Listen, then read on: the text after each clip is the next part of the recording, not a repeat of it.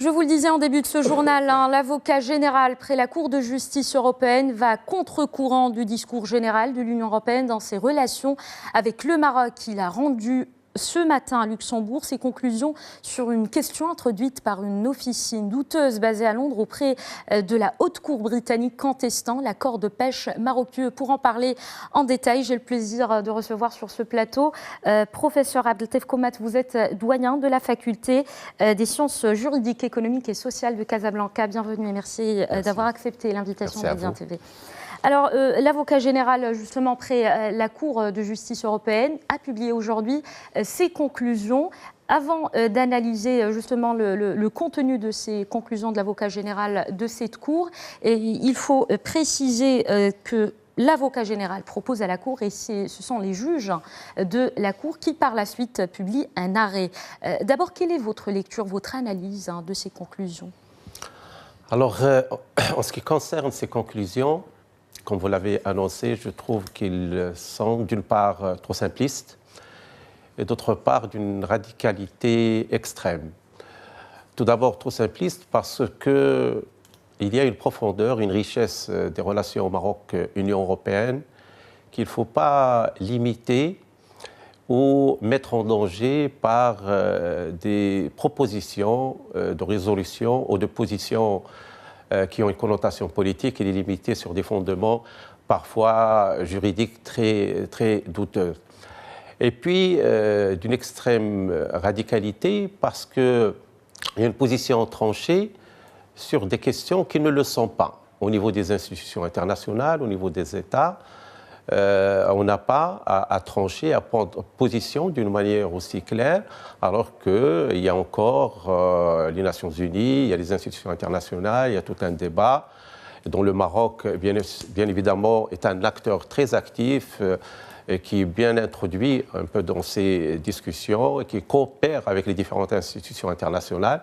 Donc on n'a pas à ignorer tout cela et à prendre des positions qui ont une dimension politique avec cette radicalité. Et donc, aussi bien le simplisme que la radicalité font que nous avons, en tant que chercheurs, une position un peu, je dirais, de rejet par rapport à ces conclusions. Alors, professeur, l'avocat général a-t-il pris en considération la réalité du dossier du Sahara marocain au-delà de la propagande un peu de quelques activistes européens qui sont d'ailleurs à l'origine de cette plainte ? Forcément, non. Parce que, comme vous l'avez dit, le dossier marocain a une profondeur. Il y a bien évidemment la dimension juridique qui prime, bien que l'angle avec lequel elle est prise n'est pas une angle profonde, mais il y a d'autres dimensions, des dimensions politiques, des dimensions économiques, des dimensions sociales, des dimensions historiques. Alors, toutes ces dimensions, bien évidemment, sont ignorées. Alors, lorsque vous évoquez ce qu'il a pris en considération un peu la réalité du terrain, forcément non. Pourquoi ? Tout d'abord, en évoquant la question économique, par exemple, en prétendant que les régions du Sud marocain ne profitent pas des richesses naturelles.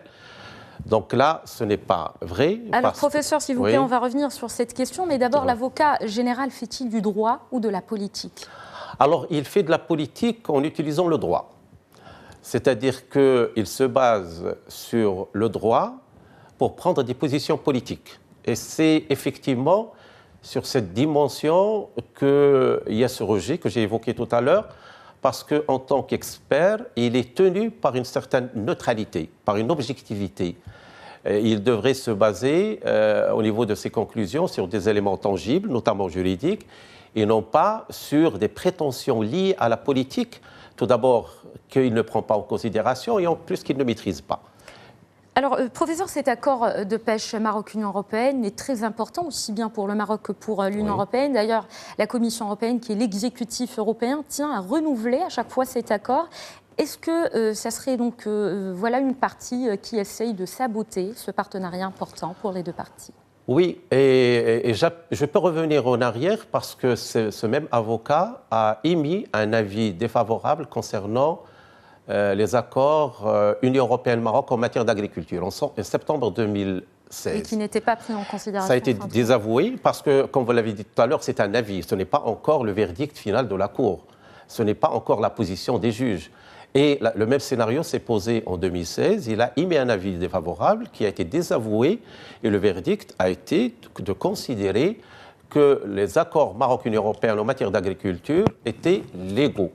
Et donc, certainement, ça sera la même chose, mais toujours est-il, comme vous l'avez dit, nous sommes sur un partenariat de très grande importance pour les deux parties. Et d'ailleurs, c'est l'Union européenne qui demande, et qui l'a fait il y a 3 jours, à ce qu'on renouvelle les accords de partenariat dans le domaine de la pêche. Bien évidemment, le Maroc ne fait que répondre à une sollicitation de l'Union européenne. Et donc, il s'agit bien évidemment d'essayer de toucher, d'altérer cette relation profonde qui existe aujourd'hui entre le Maroc et l'Union européenne. Alors maintenant, on observe une divergence entre ce que dit la Commission européenne et ce que dit justement l'avocat général. Pourquoi ces différences, à votre avis? Alors, au niveau de la Commission européenne, effectivement, il y a une objectivité. Par exemple, concernant le fait que la population des régions du Sahara du Maroc doit profiter un peu des richesses naturelles, notamment halieutiques, de la région, la Commission européenne a émis un rapport il y a quelques mois dénotant que justement ces richesses profitent aux régions, des provinces du aux populations. Et donc là, ça pose une grande question, un peu de contradiction en matière de voix, en matière de prise de position sur des questions fondamentales, des questions stratégiques. En conclusion, professeur Abdeltef Komat, que doit-on d'abord retenir de ces conclusions de l'avocat général après la Cour de justice européenne et faut-il s'inquiéter? Non, moi, je dirais que c'est salutaire. Tout d'abord, les médias qui jouent ce rôle de sensibilisation, de veille. Il y a la question de la veille qui est une question fondamentale. Aujourd'hui, ce n'est pas encore un verdict, ce n'est pas une résolution, c'est un avis. Mais c'est bien qu'on en parle, qu'on sensibilise et qu'on construit bien évidemment le fondement de manière à montrer bien sûr que nous sommes dans la légalité et que la relation entre le Maroc et l'Union européenne est très forte. Il ne peut pas être altéré par ce genre de prétention. D'ailleurs, qui aujourd'hui est le pays le plus présent en matière de discussion avec l'Union européenne sur des questions sensibles et stratégiques comme les questions de l'immigration, les questions de la lutte contre le terrorisme, c'est le Maroc. Et donc le Maroc est partenaire de l'Europe sur des questions de très grande importance et ce n'est pas ce genre de position qui va altérer cette relation, mais toujours est-il, il faut être prudent, il faut développer une veille et il faut bien sûr confirmer et consolider un peu notre position qui est très forte par notre histoire, par notre cohésion sur cette question qui reste la première question nationale. Et bien évidemment, tout le monde doit être informé et en alerte contre toute tentative de déstabiliser cette relation profonde entre le Maroc et l'Union européenne. Merci beaucoup, professeur Abdeltef Komat. Je rappelle que vous êtes doyen de la faculté des sciences juridiques, économiques et sociales de Casablanca. Merci d'avoir été avec nous. Merci, madame.